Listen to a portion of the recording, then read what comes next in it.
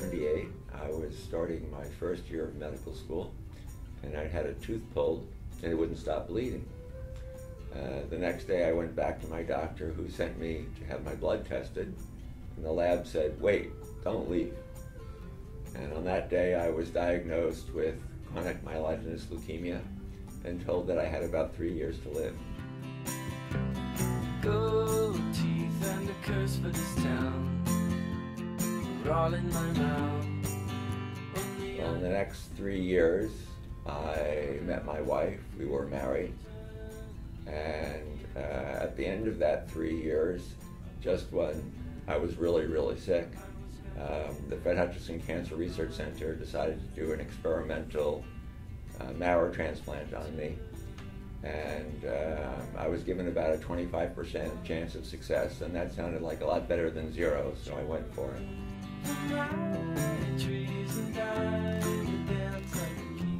It worked, and for the next 10 years I worked hard and played hard, and we decided about 10 years later to start a family. About 4 months before my daughter was born, I relapsed. And by this time, the Hutch had figured out a way to do a second transplant. And I had a second transplant when my daughter was 2 weeks old. And if you turn to me like a girl takes to the wind, I'd have jumped. I sort of said, well, what will I do with all my time? And it took me about a year to figure it out, and the help of friends, and I started volunteering my time to help nonprofits, especially ones related to cancer, with writing software to basically web applications to manage their businesses.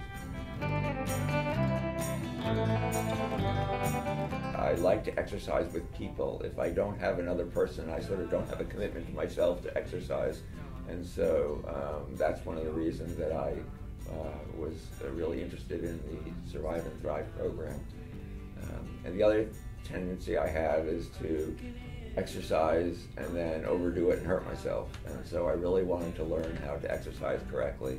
I found this out through Exercise and Thrive, was that I actually reach my pulmonary capacity before I reach my cardiopulmonary limit. My first transplant was in 81, my second one was in 91. So we've taken 3 years and turned it into 33 years. So I'm a very lucky person.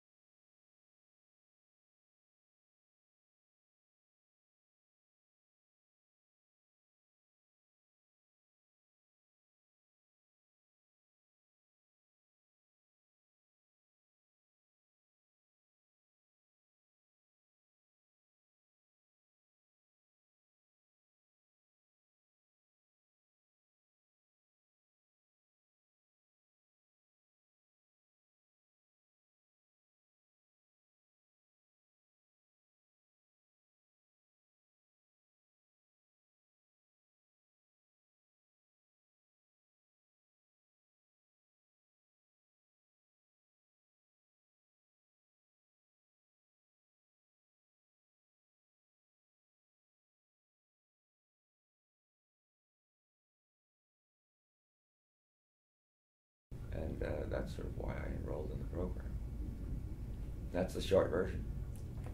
Any questions? Did you have, so does, excuse the ignorance, I'm only asking this because I don't know, is the bone marrow and any of this, did you go through actual surgery? Is that considered Bone marrow transplant is basically what they do is they give you a lethal dose of radiation and chemotherapy that totally wipes out your immune system. And then they take the cells from your donor and they infuse them into you.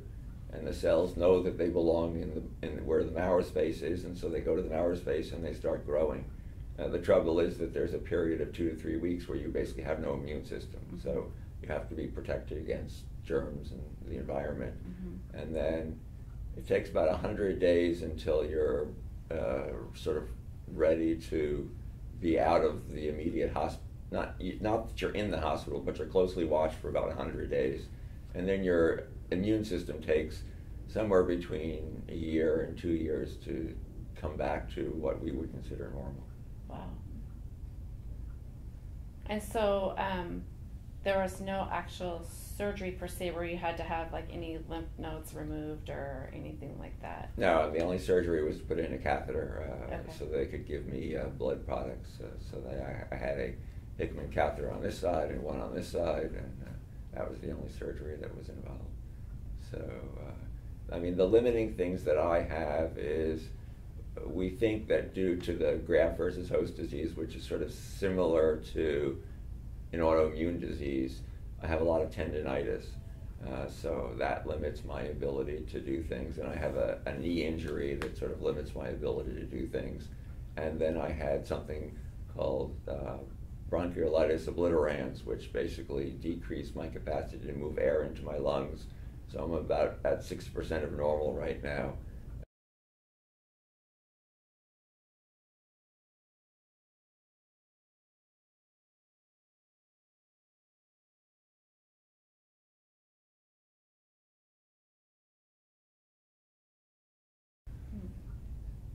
So it's like we projected my heart rate, should be somewhere between 130 and 150, but I can't get to 130 without not being able to get enough air into me. Wow. So that's one of my limitations. So I'm trying to think, I'm just making sure that we covered everything. So talked about cancer diagnosis, surgery, chemotherapy and radiation, you mentioned that. Any last things you want to share? Good to be alive. No kidding. You've been through a lot, and that started in 1991? 1978. Oh, 1978. 33 years. Yeah. Oh my gosh. My first transplant was in 81. My second one was in 91. So we've taken 3 years and turned it into 33 years. Jeez, that is... And statistically, we're below 1% survive. I mean, if I add up all my statistics, I'm below 1%. So I'm a very lucky person. That is amazing. It's great to meet you in person, and that's amazing what you've gone through. And I sort of call my story just-in-time medicine, because in each case, they had just figured out how to do what I needed. And had it been a year earlier, I wouldn't be alive. Yeah. So is it common at practice now with the transplant type? I mean, because there's actually, the primary treatment for this disease now is they were looking for a drug to treat cardiac disease and stumbled upon a drug that actually stops my disease in its tracks. Oh. It doesn't cure the disease, but my disease is caused basically by a translocation in your chromosomes. Oh. And when that translocation happens, it turns on an oncogene. The oncogene produces a protein, which is an enzyme type protein, a protease. And what this drug does is it binds to this protease. It's called a protease inhibitor, and it stops it from causing the disease. Pretty amazing. That's amazing. So whatever disease you had up until that